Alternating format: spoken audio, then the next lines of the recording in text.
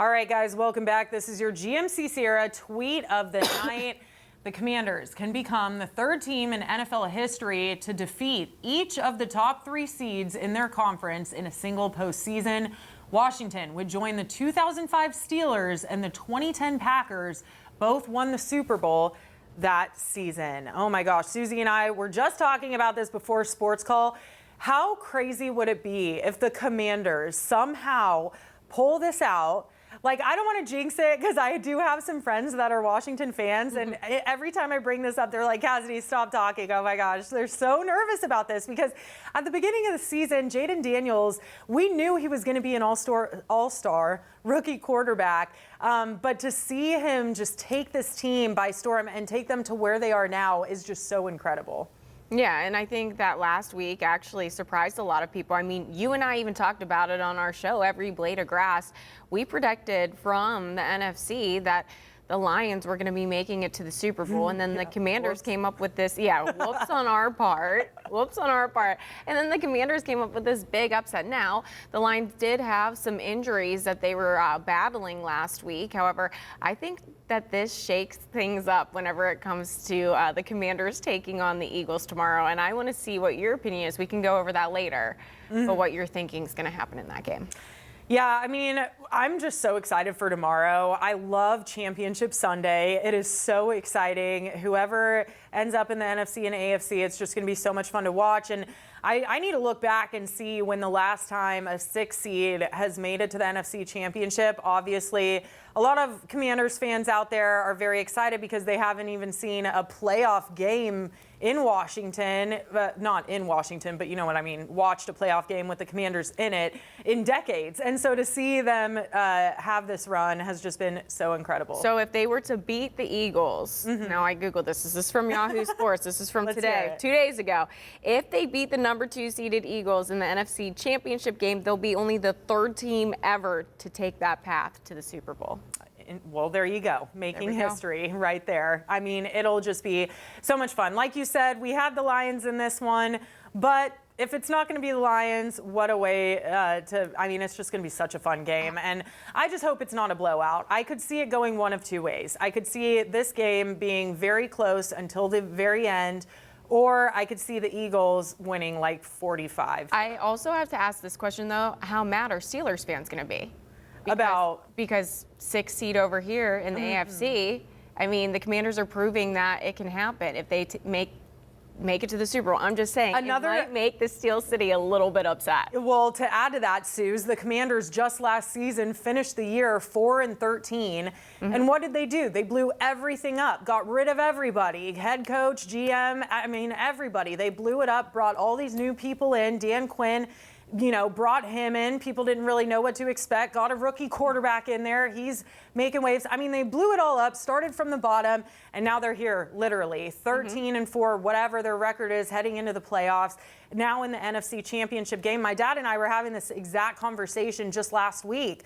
I mean, it does work. It is possible if you blow it all up, start from scratch, you can make a run like this. The Commanders are proving it. You can do it in one season, 4-13 to the NFC Championship game, one season. Granted, it's a bit of a Cinderella story. A lot of things have to line up to allow that to happen. But at the end of the day, I mean, it is what it is. That happened. We watched it happen. I was going to say, I mean, again, we can wait to talk about it, but right now, the Eagles, Jalen Hurts is not doing so well. He's hurt. So what is going to happen? The Eagles aren't in their best shape right now. However, I do think they are a powerhouse in the NFC. They have been over the last few years. So it'll be interesting to see what happens tomorrow. Yeah, I think we just keep talking about this at this point because I'm just so excited. Tomorrow's Championship Sunday. Let's just keep talking about it. Okay, let's do it. Another thing I'm interested to see, too, is Jalen Carter. He's just a beast for the Eagles on the defensive side.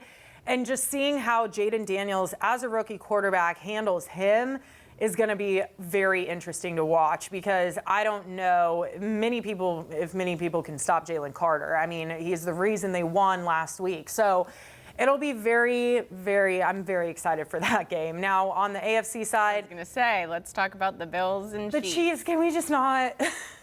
Can we just not with the Chiefs again, guys? I just don't want to see this happen again. And so I'm just really rooting for the Bills. I mean, wow, they've been right there time and time again, just right there. And the Chiefs, Pat Mahomes, is kind of their kryptonite.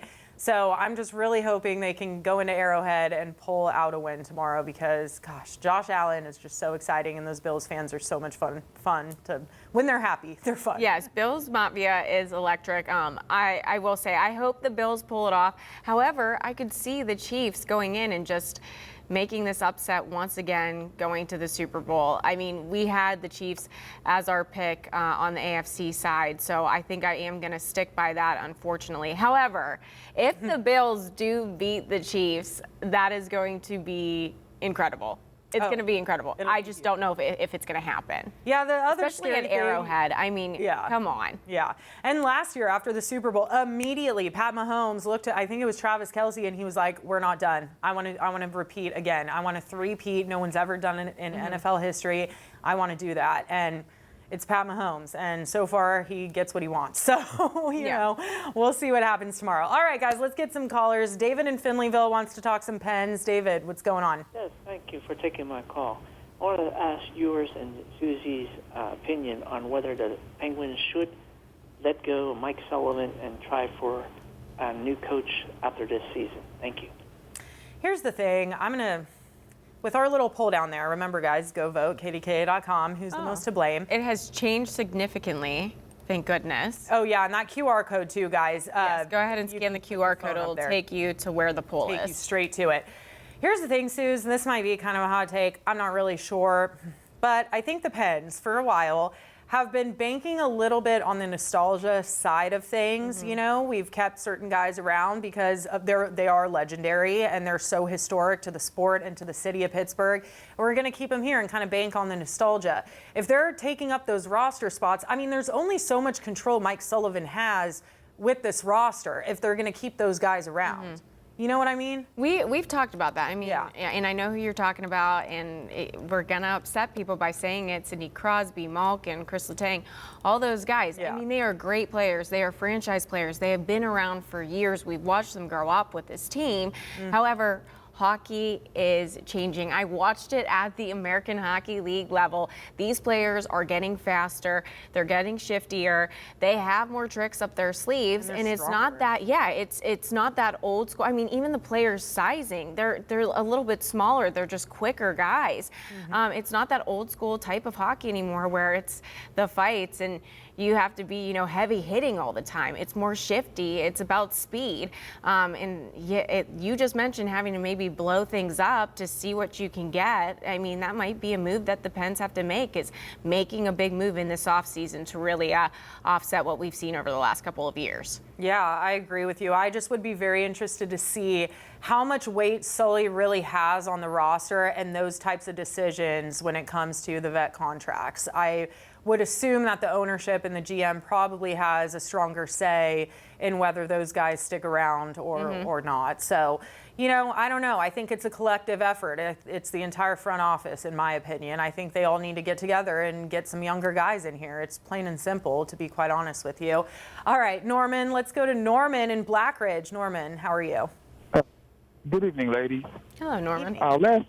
Last night I had called and I talked to Richie Walsh and Suzie Cole. Yep, that's me. And I had, I think Mr. Walsh understood what I was trying to say about the Green Bay Packers situation. I think they have a good track record at picking quarterbacks. Yeah. And I think maybe the Steelers should try and emulate how they evaluate quarterbacks. Yeah, I mean, I agree with you there. They have never skipped a beat. I mean, they went from Favre to Rodgers. Now they have Jordan Love, you know. They're very impressive, and they're really good at picking quarterbacks. When it comes to quarterbacks here in Pittsburgh, and I've said this before, I'll say it again because I do truly believe in it, I just don't think Justin Fields has gotten a fair shake in this league. I think if you look at Lamar Jackson, the ceiling that he is could be Justin Fields' ceiling. I know that sounds kind of crazy, but at the same time, Lamar Jackson had years to develop under the same system and to open up that pass game. He was primarily a running quarterback those first couple years, and he was now look at what he's doing. He's the favorite to win the MVP again, and he's throwing the deep balls to Zay Flowers. So I think if Justin Fields was given time with under the same system, same coaching staff, time to develop, I think he could be that. So, guys, we are going to head to break. Give us a call, 412-575-2600. We want to hear from you guys.